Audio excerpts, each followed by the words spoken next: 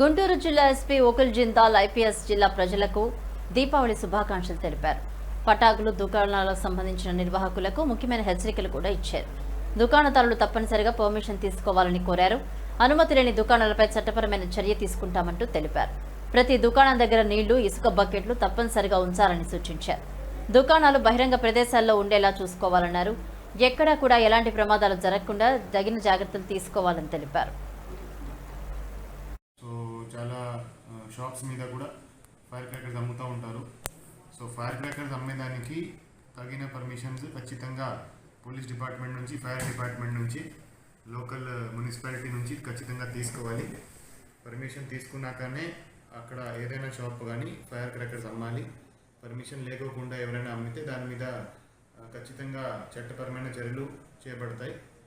అదేవిధంగా ఎక్కడైతే ఈ ఫైర్ క్రాకర్స్ అమ్ముతున్నారో అక్కడ ఖచ్చితంగా water buckets, sand, fire extinguishers ఖచ్చితంగా పెట్టుకోవాలి. అదేవిధంగా ఏదైతే షాప్స్ ఉన్నాయో అది ఓపెన్ గ్రౌండ్లో మాత్రం పెట్టాలి.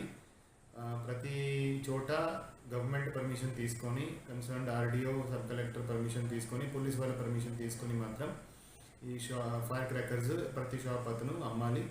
సో అందరూ కూడా దయచేసి మీ సేఫ్టీ కోసమే ఇవన్నీ రూల్స్ అండ్ రెగ్యులేషన్స్ ఫాలో చేసుకోవాలి. ఇవన్నీ రూల్స్ అండ్ రెగ్యులేషన్స్ అందరూ సేఫ్టీ కోసమే, ఎక్కడ కూడా ప్రమాదం జరగకుండా, ఎక్కడ కూడా ఫైర్ జరగకుండా అన్ని చర్యలు, అన్ని ప్రికాషన్ తీసుకోవాలని నేను కోరుతున్నాను.